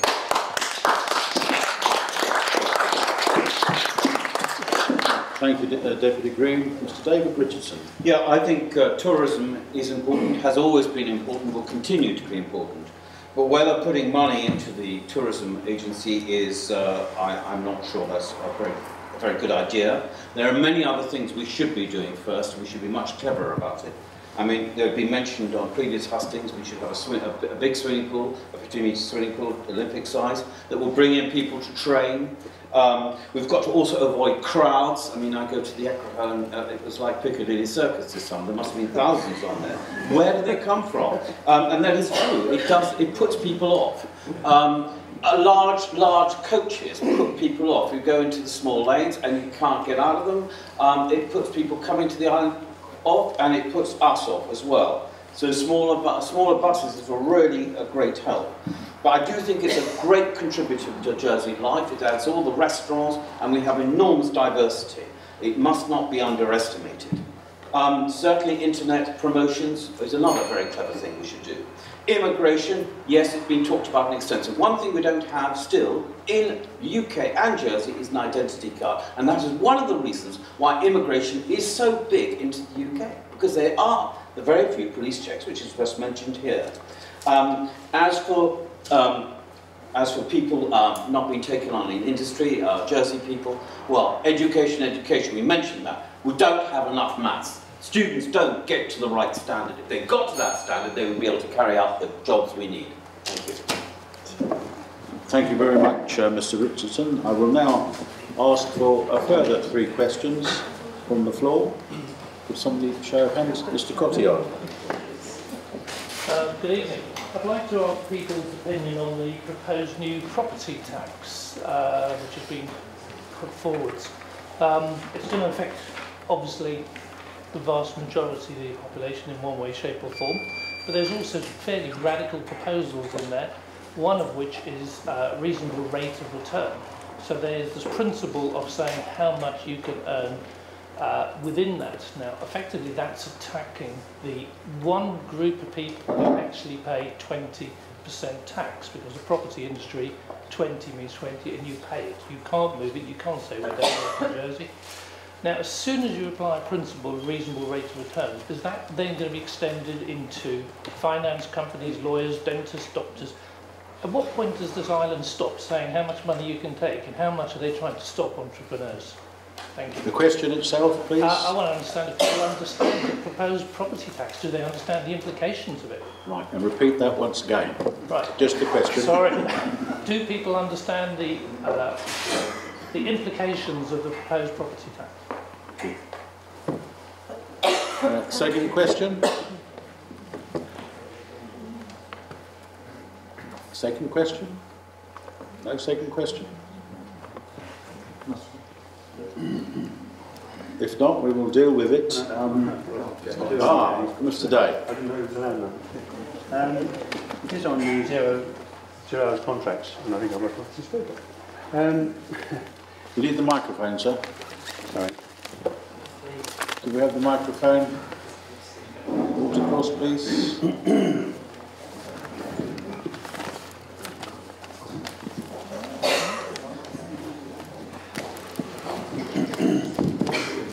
Voice training thing. Why are we still plagued with zero contracts when so many of them are so Dickensian in their pitiful one-sided arrangements? My son-in-law was offered a contract far worse than the dockers saw in the 40s and 50s. He would turn up for work at 8 to wait often for an hour or more, and he'd be told that there was no work, and possibly not for the week, or possibly more. He has to support a child and help pay for the rent, rates, etc. I can only say, fine, if he could have immediately gone, if he had no work, to the Social Security immediately and received the necessary funding to see him and the family through the week. Luckily, he has moved on, but there is still such uncertainty in many trades in the island. How could we overcome this? Zero contracts. How could we make sure that they aren't draconian? Can we have the question itself? Sorry, yes. Zero contracts. Could we make sure that many of them aren't so draconian as they seem to be, And in what way could we regulate them to make sure that people are not being treated in such a way? I know in some instances it's an advantage and it works both sides. Just a question. Sorry, how are we going to look at zero-hour contracts and make them more amenable for everybody? Thank you very much. A third question? Is there a third question? Right. Yes, madam. I'm not looking to John. That's all right, you don't have to be. It's an open meeting. Collective responsibility. I consider that to be almost making the Council of Ministers a party within the states. And I wonder what the view of the panel is on collective responsibility. Fine, thank you. Could I have your name and can you repeat the question, please? My question is, collective responsibility within the Council of Ministers, I consider that to be making them a party within the independent assemblies. Thank I you. want to know what they think. Thank you. The question will be answered in the first instance by Mrs. Anne Sutton. Hello, I'd like to take the questions in reverse order, if I may. Collective response, yes, ministerial government really only works with party politics, and I'm the only person standing up here with a badge on that says I belong to a party. The other people up here probably all do align themselves with a party that isn't been named, and I think we need party politics for ministerial government to work. 0 hours contracts, my Reform Jersey policy is clear, it's in my leaflet.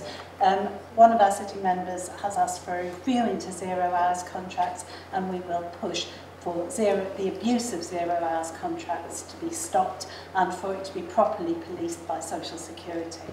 The property tax, this is an interesting one. I've read the Green Paper twice, and I think there's something in there to please people, whatever area they come from, and something to upset them. I feel that the PricewaterhouseCoopers report said that people would have to agree to it before it was brought in.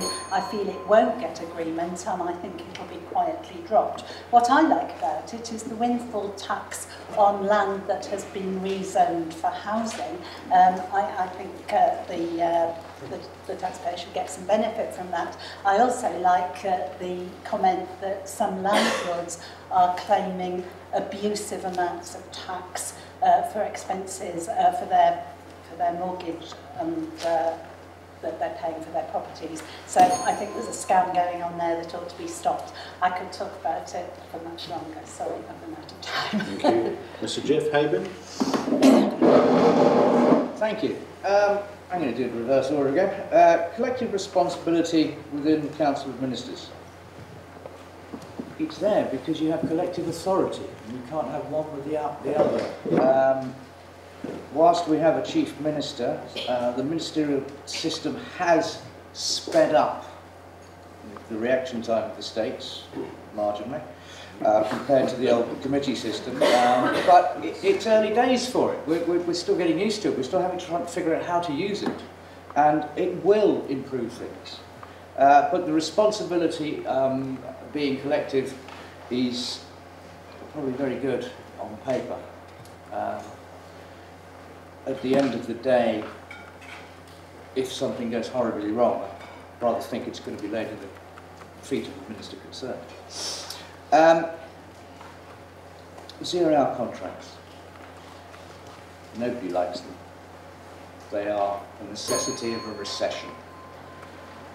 The only way to get rid of them is to generate full employment within the economy, where people who at the moment don't count in a payroll or numbers in an organisation, that organisation grows and takes them in as full-time employees.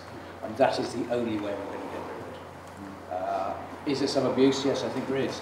But by and large, I think some people, they need the money, so they'll take a zero-time contract because they have to live. And I'm sorry I didn't get the first one, I apologise. Thank you. Malcolm Ferey. Thank you. Teresa, collective responsibility. Sorry. Thank you. Collective responsibility. For a government to make decisions, people need to be part of a team and to work together.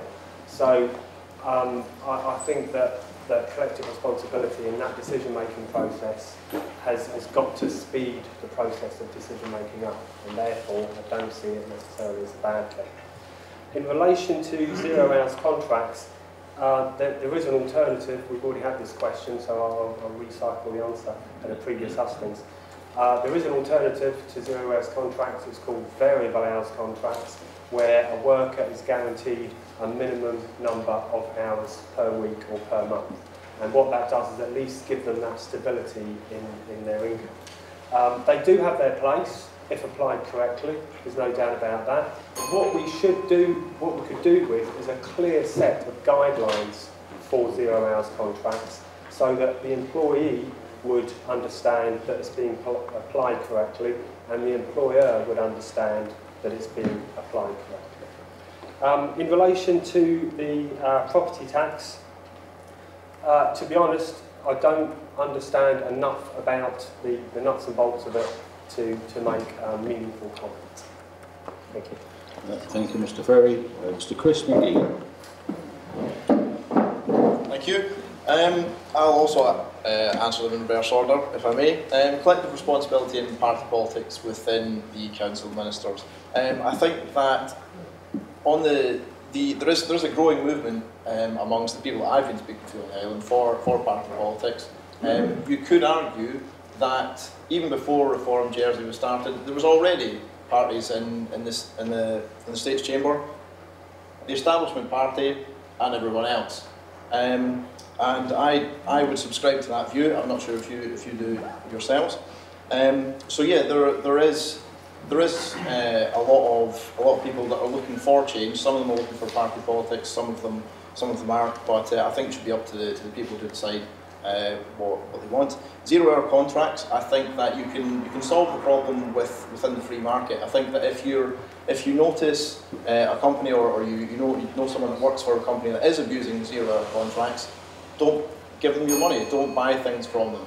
And that can sort of bypass the perhaps slow legislative procedure that it would be to take things like exclusivity clauses and the like out. Property tax, as far as I understand it, I'm not an estate agent or anything, but as far as I understand it, it would increase the tax burden on those paying rent and reduce the tax burden on those who are renting out the property. I think that's totally upside down. I don't support that notion, and I think that it shouldn't be the poor that should be taxed to pay the rich. I don't agree with that. Senator Lyndon Farnham. Thank you. I think if the people of Jersey wanted party politics, we'd have them, and I'm not decrying the very good efforts of the Reform Party, but we don't have a whole party system, and thank goodness, because I think we are independently minded people who want independently minded politicians. I've already said I don't like party politics, I like team politics, and collective responsibility with a light touch, if it's necessary at the Council of Ministers, then that can be a good thing to help get decisions through. But I would be a reluctant participant, although I would be a good team member. Zero-hours contracts work well if they're used in the way they're meant to be used. People with second jobs, working in perhaps hospitality, it's ideal for them. But unfortunately, because employers feel restricted by employment laws, they've been using them to circumnavigate that responsibility in other areas, and there needs to be some new conditions. It needs to be reviewed so it's used properly in the future. The green paper on property tax has been sitting on my desk since it came out, and I've been looking at it now and again with intrepidation.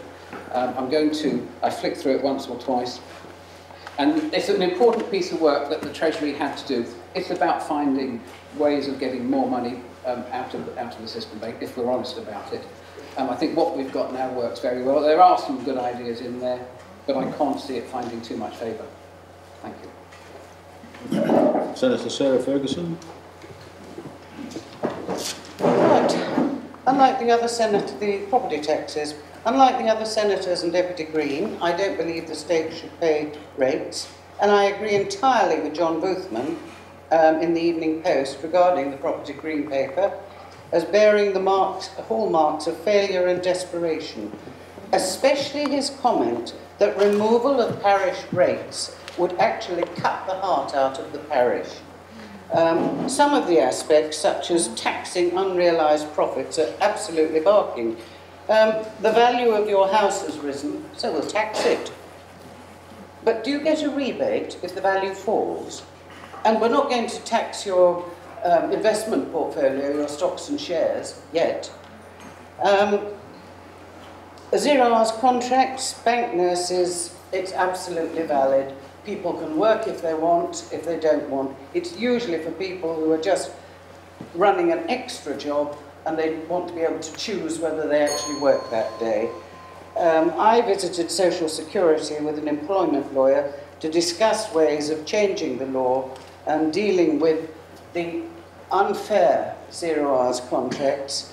That work is ongoing, and I've every confidence in the department actually dealing with it. The problem for ministers and collective responsibility is that they, I'm afraid, the ones on the panels here have never done scrutiny, so they don't really have the command of nuts and bolts of the states that they should. So I think perhaps a term on scrutiny and the collective responsibility would actually fall into place better. Thank you, Senator Ferguson. Senator Sir Philip Collar. Like some other members on the panel here, I'm afraid that I have not yet had time to give serious study to the consultation paper that has been published by the Treasury. But it is a consultation paper, it's a green paper. It contains no actual proposals. And many of the ideas put forward in the paper may be duff ideas. And I think it's up to those of us who feel that they are duff ideas to say so. One of my red lines, I must say, rather like Senator Ferguson, is that authority should not be taken away from the parish in terms of the levying of rates. That's a very important thing which should be retained. On 0 hours contracts, there is some work, as I understand it, going on in the Social Security Department at the moment to see whether there are things that could be put right in terms of the abuse of such contracts. And for my part, I would like to wait until that report is published before making any comments. Collective responsibility, almost every government in the democratic world operates under the principle of collective responsibility. And collective responsibility actually assures accountability. If a minister goes off the rails and there is no collective responsibility, no one can hold the chief minister or the government accountable for that failure. Thank you, Senator. Deputy Andrew. Thank you, Councillor. Property tax, as Senator Bailhache said, is a consultation paper. I would like to see the rates remain with the parish because I think that's essential to the well-being of parishers. Senator Ferguson seemed to be able to dip into my mind because I've never really spoken about whether the state should pay rates or not. But actually I do believe that the state should pay rates, and I would go one further. I do actually believe that the state should pay rents on their properties. The department should pay rents to the Treasury. And I'll tell you why. Time and time again, I've seen a case made for a new building, such as up at Overdale. The old building's had it. We've got to get out of it. The new building's built, we carry on using the old building. A business wouldn't do that. A business would be looking at what it's costing them to have that old building half empty, full of rubbish. That's why we need a more business-like approach to the way we do things in the States. 0 hours contracts work perfectly for the hospitality industry in terms of weddings on a Saturday when you want to bring 30 extra staff in. Great. Anything else is an abuse. Collective responsibility. It's not a party, it's a government. And we are free, if there's something in there that we fundamentally disagree with, to resign. I would have resigned if we'd had collective responsibility over Sunday trading, only I found out later that actually it was only the economic minister that wanted Sunday trading, the rest of the council ministers might have gone as well. But it's a government. Thank you, Deputy Green. Mr. David Richardson. Collective responsibility, really, really important. You can see it working quite well in the ministerial system, which is a vast improvement on what it used to be in the old days under the committee system. Great improvement. I do believe, as actually just been mentioned, it's a really good idea to have people go on to scrutiny beforehand. I think it's really important to understand where the costing and savings are coming from. Property tax, well, I have a 120-page document sitting on my car floor. I have looked at it and I don't think it's going to work. There are lots of ideas in it. I can't say I've read in great depth what it is, and I've talked to some tax people on it, and they don't like it. But I do believe, as somebody quite rightly said just now, a landlord tax on certain reserved land would be a really good idea to discourage country going into housing, especially with greenhouses, which should really be put back to some sort of greenery. 0 hours contract, well, I think that's definitely an abuse, and I think we should try and get rid of it if we can do. And as somebody said, I think it's because we live in this dreadful recession. We'll try and diminish it through rules and somewhat through the Social Security rules that come up. Thank you, Mr. Richardson. I now call on Guy de Faye.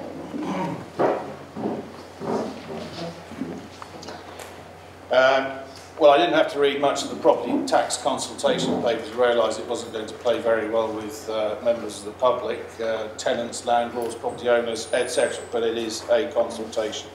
I do think 0 hours contracts need adjustment in some way or another. I think it's completely wrong that people turn up for work and get told to go home.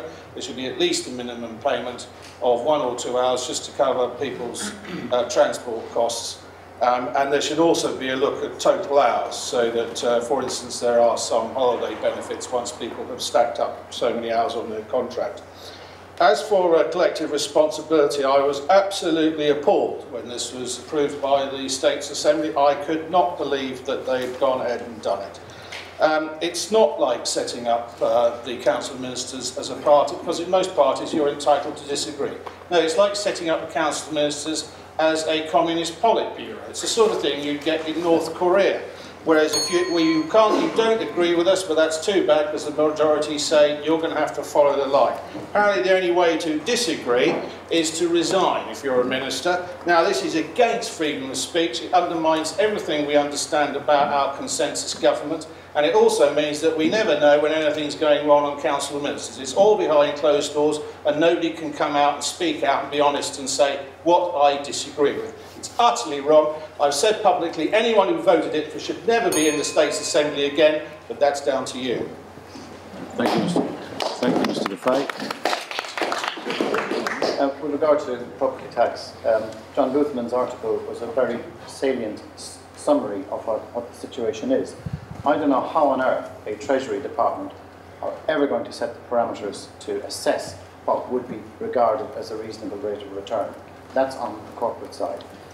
For those earning between 30 and 120,000 a year, it's fraught with problems. It's fraught with problems in trying to stop extracting cash out of the local economy. So for property tax, read, hunt for deficit funding. On 0 hour contracts, it's been part of employment existence for the last 6 to 7 years. It's been a necessity in a recession, but it does enable some further employment on a part-time basis. Finally, on collective responsibility, states passed it. It sounds fine in theory. We've had 2 examples this year of ministers breaking ranks, but it hasn't actually been forced that minister to do what they should have done. So my view on collective responsibility is fine in theory, but in practice, a blind eye is turned to ministers who declare UDI. Thank you. Thank you, Senator Deputy Power. Senator Paul Routier. Thank you. I believe it's right to sort of think about property taxes, and I think the Treasury Department and Minister are correct in asking you, public, what they think about the ideas which are in the consultation document. And I'm sure that when the Treasury receives the responses from the public about what they think about it, they will take note. And from the mood of some of the response we've had this evening, I think they can expect something a bit negative. With regard to 0 hours contracts, they are used in some places very appropriately, and others they're not. And the Jersey Advisory and Conciliation Council are there to support employees who feel that they are being abused. And that the JACs do actually provide guidelines on how to use them, and so I would suggest to anybody that is being employed by 0 hours or being employed, they should use those links. But I think the issue which Mr. Day picked up on was the issue about when the person didn't have sufficient funds to go to Social Security to be reassessed in short notice because they were without any funds. So I think it's important that we do ensure that Social Security are able to reassess people's finances as quickly as possible. With regard to collective responsibility, if at the outset a minister makes it clear that he's unhappy with some particular issue, thank you, yes. Dr. Zoe Cameron. With regard to 0 hours, as a GP, I'm very much aware of how much stress this is putting a lot of islanders under. It's quite awful not just to be phoned on the day and not know whether you've got work and what your income is going to be that week. So I think we do need guidance, and we need at least a timetable in advance and some sort of limit of at least a guarantee of some hours. I think it's a problem because of the employment law that's been brought in, and so you get too many rights too soon. I think perhaps if that would have been extended further than 6 months, a little bit longer, and we wouldn't have had so much of a problem. With regard to party politics, I don't know that we see that working that well across the water, and it's certainly been very difficult to introduce into Jersey. I haven't really got much more to add than what's already been said. The property tax, it's GST had quite an impact on local businesses, and I think we need to think very, very carefully before we complicate our tax system even more by introducing another method, and think far more carefully about the implications. In my area of health, I see an awful lot more efficiency and reduction in administration that would actually make frontline staff work a lot easier, and I think we should look at that direction first before we think big use taxes. Thank you, Doctor. Konrad Kruszynski. Ladies and gentlemen, with regard to 0 hour contract, there are pros and cons, and 0 hour contract provides an opportunity for people without stable employment, an opportunity to earn some extra money to fill the gap in the household budget. People who are seeking to get back on the employment ladder, people looking for their first job or exploring employment options. And I could go on and on and on about this. They are necessary evil, but there is a place for them in the employment structure. All we need to do is to introduce right measures to stop employers from abusing them. Frankly, I think they bring more benefits for taxpayers than people claiming benefits. With regard to question number 3, I'm not quite sure what sort of measures you would want to introduce.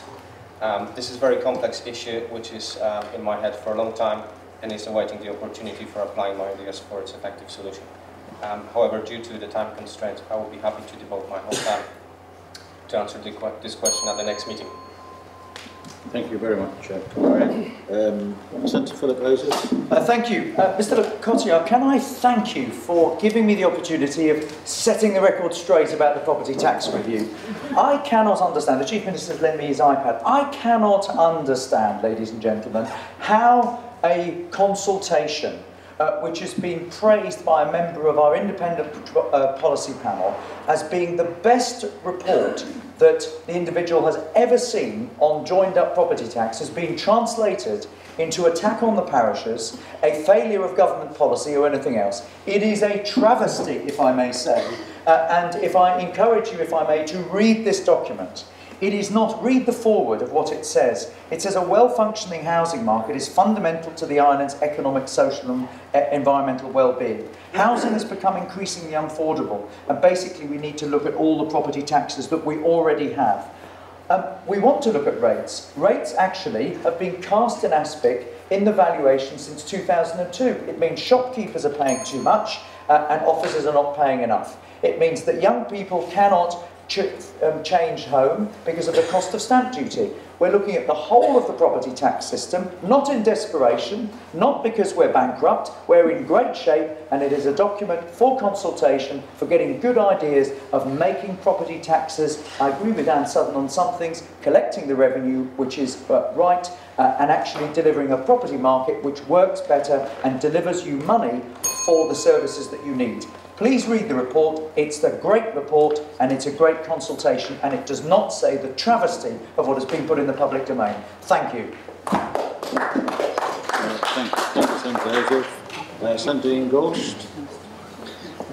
Thank you. I have a very strange view of government. I believe that the government should be working together to the benefit of all islanders. And I've got to let you into a secret. I don't say this very often because of my position, because I get criticised for it. But your government is not working together in the best interests of all islanders. And that's why I proposed what I did. The sub-panel of PPC, which is a crossbench sub-panel of the states, they spent 2 years looking at how to make government function better for you. At the last minute, they decided they weren't going to bring it forward for all sorts of reasons, because not everything was agreed in the Assembly. But believe me, ministers should work together, and when they agree on something, then they should get on and deliver it. Currently, the law lets any minister do whatever they want within that law, and the Council of Ministers can't hold them to account, and they can't make sure that they're working on your behalf. That has got to be wrong, because it's not in the benefit of this community. That's why I did it, and I believe it's one of the last chances to make sure that the ministerial system works. Otherwise, we won't have independent politics, and we will have to give in to parties. And believe me, from my experience of parties elsewhere in the world, they are not the great panacea that people believe that they are. Independent politics with a council of ministers that working together on your behalf has got to be the right solution for Jersey. Thank you. Thank you, Senator Gorst. Senator Alan Maclean. I thoroughly agree with the comments just made. Collective responsibility, ladies and gentlemen, we don't have an ideal system, as Senator Gorst has just said. This undoubtedly improves it. I can give you an example. Sunday trading was mentioned a moment ago. For your information, ladies and gentlemen, I wasn't the only minister on the Council of Ministers who supported it. There were actually 4 of us. But the point here is that if we'd had collective responsibility, we would have had the debate, we would have had a vote, and it would have gone against me, and it wouldn't have gone to the states for a debate, and that's exactly as it should be. It's a functioning government, much more efficient, much more effective, and you won't have the silos that we've currently got. They'll be broken down. You can't have ministers hiding, as they currently do, and departments hiding behind their ministers, because a minister is a corporation soul. It doesn't work at the moment. Collective responsibility is improving an imperfect system. The property tax, that is something that I wish hadn't seen the light of day. As a consultation, it's a green paper, and I fully agree with that, and what Philip has said is entirely correct. But we're in an economic climate which is weak at the moment. We don't want confidence to be affected. Consequently, I didn't, and I wasn't keen, we didn't have collective responsibility, but I would have been voted out anyway because I was in the minority. I didn't think it was a good thing to have at this time. We've had stamp duty increase quite substantially recently already. The states should pay rates, by the way, and as far as the abuse of zero-hour contracts, we have to work out a way to deal with that. They're very useful in many areas, like tourism, but they are abused. That's not good. Thank you, Senator Maclean. The last candidate to speak will be Deputy John Young. Thank you, Conrad. If ever there's a consultation paper that should be read thoroughly, this is it, the property tax paper. Obviously it's there because we need more money. So that's the headline.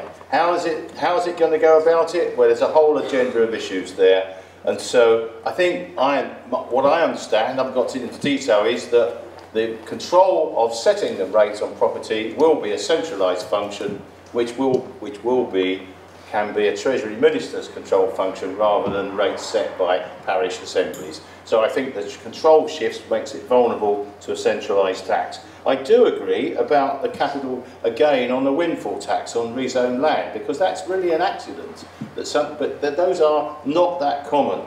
But as the principles of having capital taxation and unrealised value and so on, I think it's pretty dreadful. So I think that's my thoughts on that. On the question of collective responsibility, I couldn't disagree more with my ministers on this side. I voted against it, and I have been on the scrutiny panel, and I found that ministers tend not to take proper and adequate notice of scrutiny. They really need to have to be persuaded.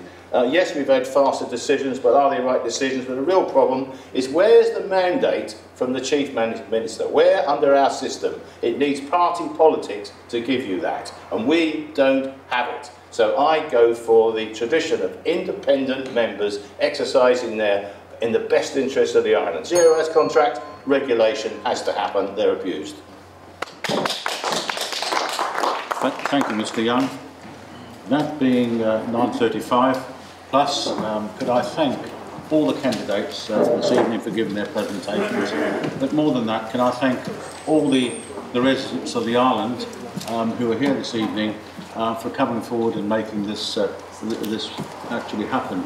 I would like to have had a few more questions, but unfortunately we are where we are, and therefore I will declare the meeting closed at 9:37.